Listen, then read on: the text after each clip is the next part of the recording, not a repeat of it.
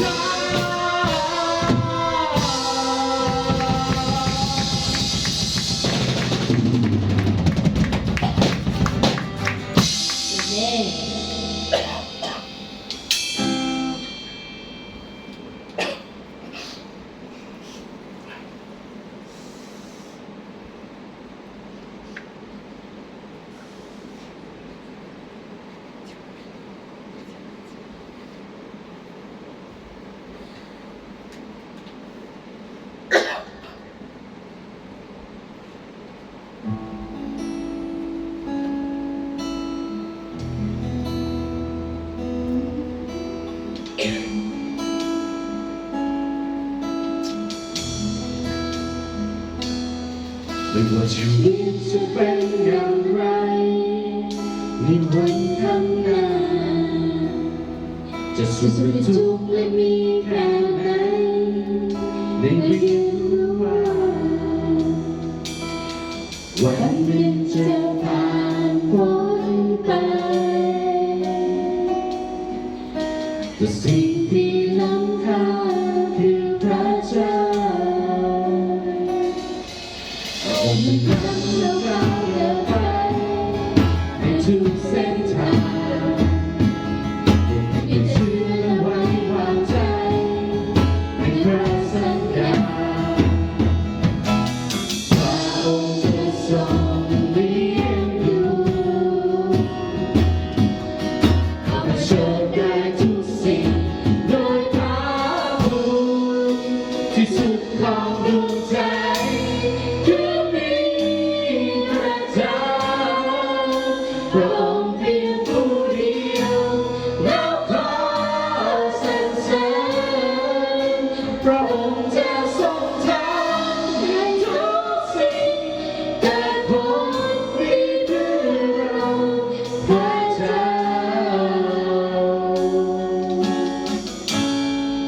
คือที่สุดของหัวใจ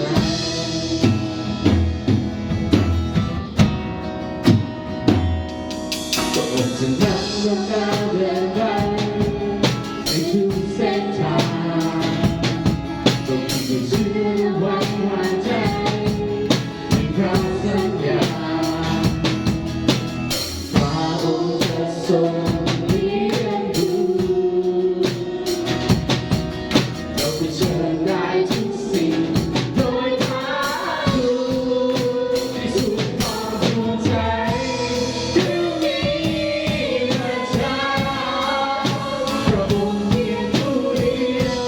เราขอสรรเสริญพระองค์จะทรงทำให้ทุกสิ่งเกิดผลดีเพื่อเราพระเจ้าที่สุดของดวงใจคือมีพระเจ้าพระองค์เพียงผู้เดียวเราขอสรรเสริญ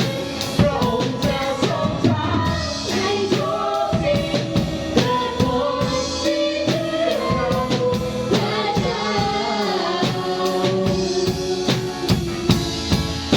ที่สุดของดวงใจ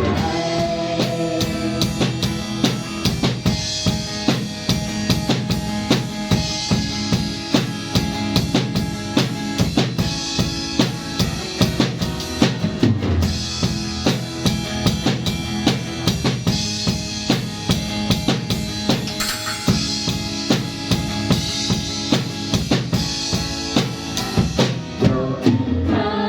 ในพระคุณเราพึ่งพาในฤทธิ์เดชของพระเจ้าผู้ยิ่งใหญ่สูงสุดเราพึ่งพาในพระคุณเราพึ่งพาในฤทธิ์เดชของพระเจ้าผู้ยิ่งใหญ่สูงสุดเราพึ่งพาในพระคุณเราพึ่งพาในฤทธิ์เดชของพระเจ้าผู้ยิ่งใหญ่สูงสุดเราพึ่งพาในพระคุณเราพึ่งพาในฤทธิ์เดชของพระเจ้าผู้ยิ่งใหญ่สูงสุด ที่สุดของดวงใจคือมีพระเจ้าพระองค์เพียงผู้เดียวเราขอสรรเสริญพระองค์จะทรงทำให้ทุกสิ่งเกิดผลดีเพื่อเราพระเจ้าที่สุดของดวงใจคือมีพระเจ้าพระองค์เพียงผู้เดียวเราขอสรรเสริญพระองค์จะทรงทำให้ทุกสิ่งเกิดผลดีเพื่อเราพระเจ้า ที่สุดของดวงใจคือมีพระเจ้า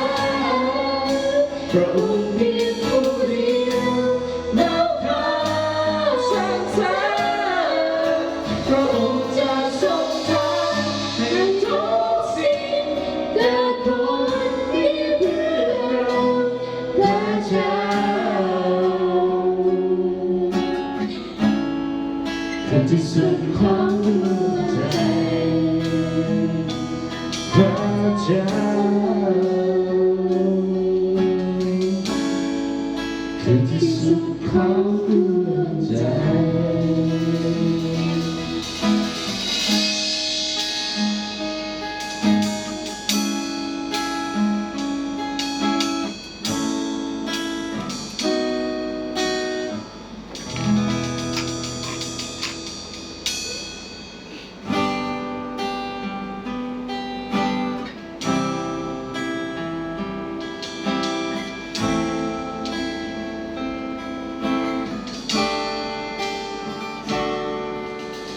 เห็นผู้คนมากมายที่รู้ว่าพระเยซู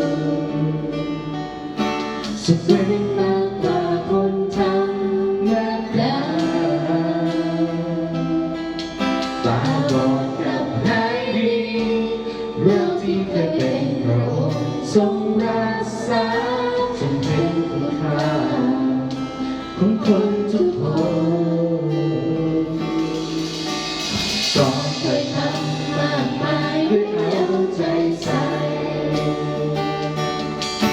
ทรงเป็นด้วยฤทธิ์อำนาจยิ่งใหญ่เปี่ยมด้วยพระปัญญาหาไม่มาเทียบได้กับพระองค์ผู้นี้พระเยซูน่าเสียดายที่คนเหล่านั้นไม่ยอมรับพระองค์แต่ทรงรับใช้จนไม่รักได้อย่างไรเมื่อพระเจ้ายอมทิ้งอำนาจยิ่งใหญ่สิ่งที่เห็นคือความรักที่มาจนถึงที่สุดยอมให้องค์พระบุตรรับสภาพมนุษย์เพื่อช่วยเราจึงไม่รักได้อย่างไรเมื่อพระองค์ทนทุกข์บนไม้กางเขนสิ่งที่เห็นคือความรักที่มาจนถึงที่สุดรักเรามากที่สุดรักแม้ต้องยอมหยุดหายใจ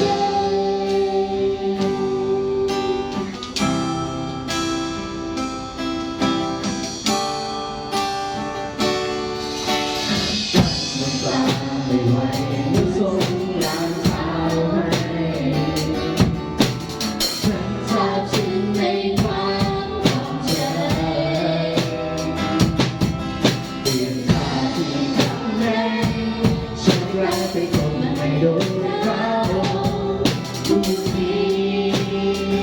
พระเยซูน่าเสียดายที่คนเหล่านั้นไม่ยอมรับพระองค์แต่ทรงรับใช้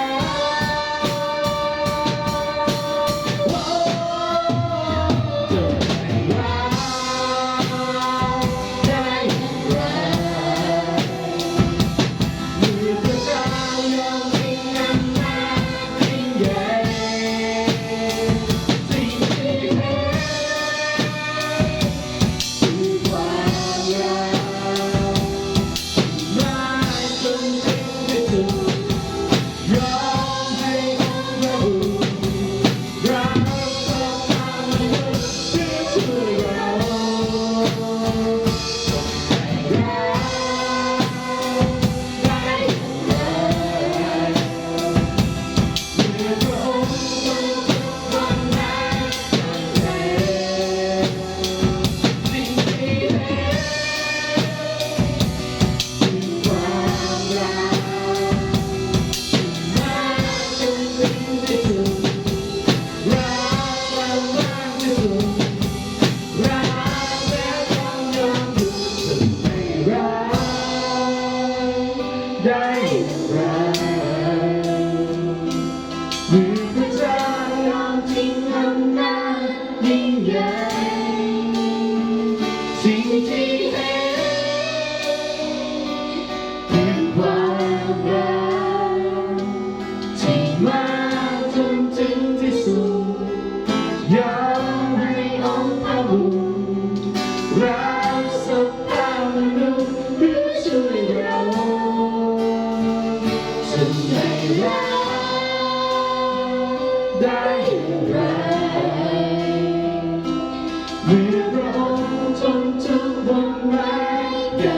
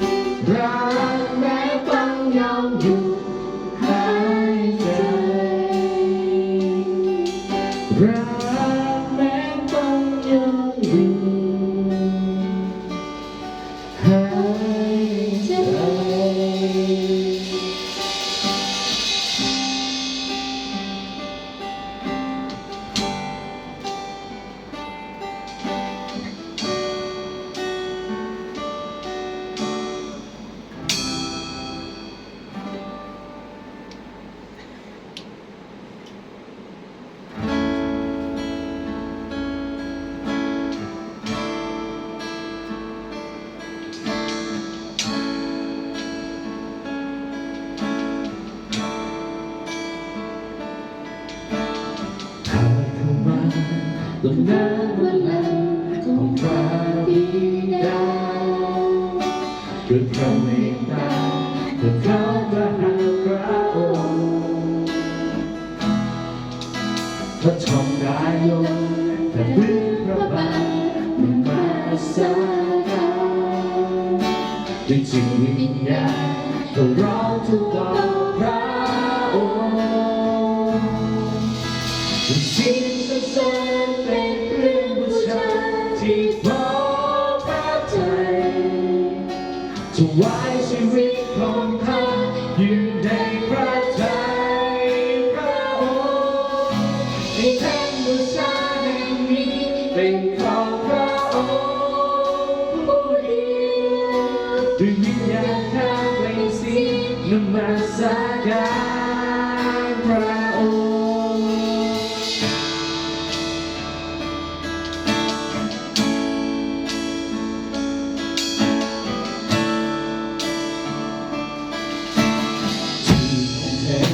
ทุกสิ่งทุกอย่างเป็นเพียงบูชา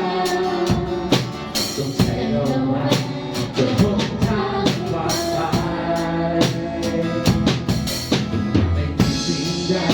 ที่ข้าจะบอกตอบแทนพระองค์รักษาชีวิตและสิ่งสรรเสริญพระองค์ให้สิ่งสรรเสริญเป็นเครื่องบูชาที่พอถวายชีวิตของข้าอยู่ในพระทัยพระองค์ให้แท่นบูชาแห่งนี้เป็นของพระองค์ผู้เดียวด้วยวิญญาณข้าเป็นสิ่งมาสาการพระองค์สิ่งสรรเสริญเป็นเครื่องบูชาที่พอพระทัยถวายชีวิตของข้าอยู่ในพระทัยพระองค์ให้แท่นบูชาแห่งนี้เป็นของพระองค์ผู้เดียวด้วยวิญญาณข้าเป็นสิ่งมาสาการพระองค์ขอมอบความทุกสิ่งที่มีต่อหน้าพระพักตร์ขององค์ราชาทุกสิ่งในชีวิตของข้าทุกความใฝ่ฝันความปรารถนาขอมอบความทั้งสิ่งที่มีต่อหน้าพระพักตร์ขององค์ราชาทุกสิ่งในชีวิตของข้าทุกความใฝ่ฝันความปรารถนาขอมอบความทั้งสิ่งที่มีต่อหน้าพระพักตร์ขององค์ราชาทุกสิ่งในชีวิตของข้าทุกความใฝ่ฝันความปรารถนาขอไฟพระองค์เทลงมาชำระข้าให้บริสุทธิ์กายและจิตวิญญาณทุกความสรรเสริญ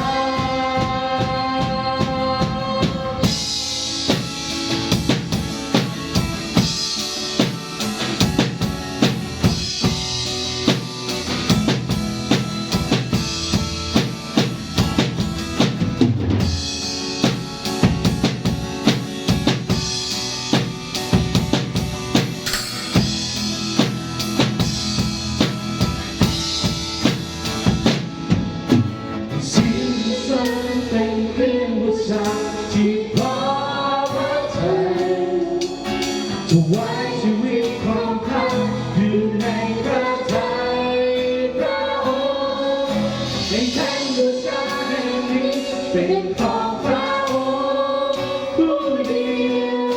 ด้วยวิญญาณข้าเป็นสิ่งมุ่งมั่นสาการพระองค์สิ่งสรรเป็นเครื่องบูชาที่พอพระทัยถวายชีวิตของข้าอยู่ในพระทัยพระองค์ให้แท่นบูชาแห่งนี้เป็นของพระองค์ผู้เดียวด้วยวิญญาณข้าเป็นสิ่งมุ่งมั่นสาการพระองค์ให้แท่นบูชาแห่งนี้เป็นของพระองค์ผู้เดียวด้วยวิญญาณข้าเป็นสิ่งมุ่งมั่นสาการพระองค์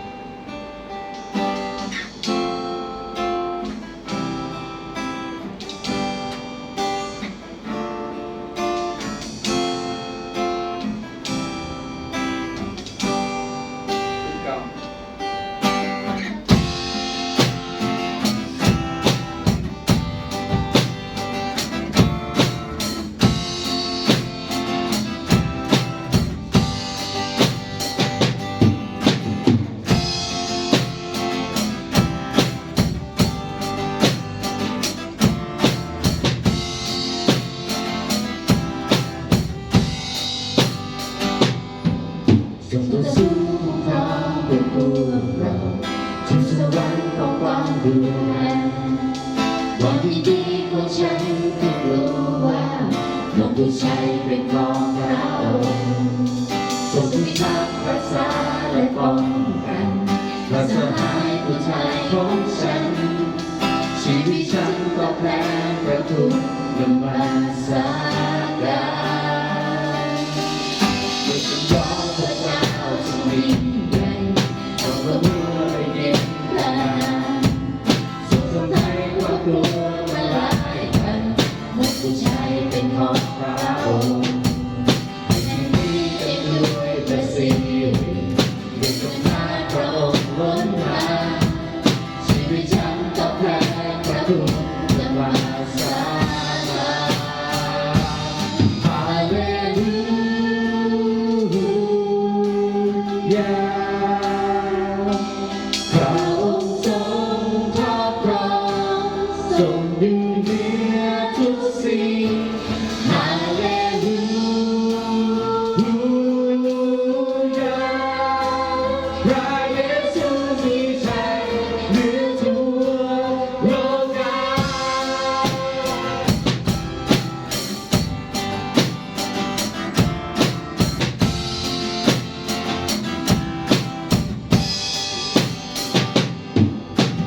ทางวิงวอนตัวพวกเราผู้รับใช้ได้พบเราทรงไม่เคยกระทำต่อผู้ใดน้องผู้ชายเป็นของเราบอกพระเมสสิยาพระเยซูคือความหวังของคนมากมายชีวิตฉันก็แพ้พระคุณนมัสการฮาเลลูยา พระองค์ทรงครอบครองทรงอยู่เหนือทุกสิ่งฮาเลลูยาพระเยซูมีชัยเหนือทั่วโลกา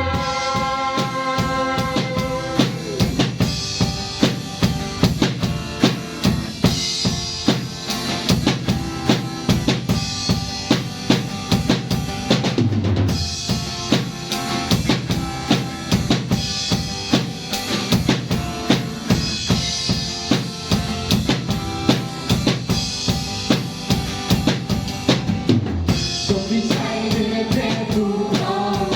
ทรงวิชัยเหนือทุกป้อมปราการทรงครองมงกุฎแห่งชัยพระเยซูชนะพระเยซูชนะ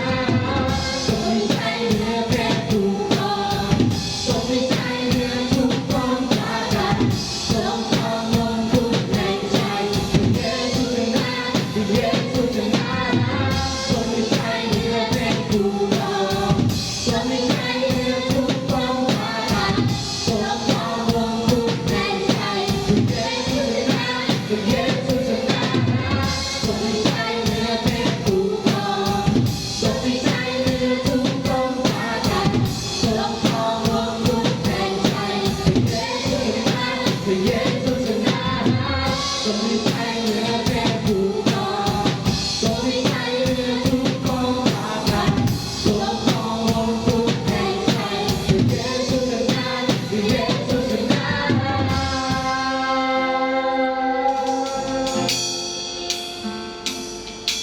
บอกยังแพ้ทรงรักตัวสำเร็จทรงถูกฝังอยู่ในอุโมงค์และอำนาจความตายก็หายไปชัยชนะเป็นของพระองค์โอ้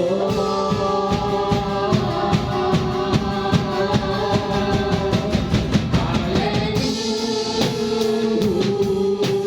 ยา พระองค์ทรงครอบครองทรงอยู่เหนือทุกสิ่งฮาเลลู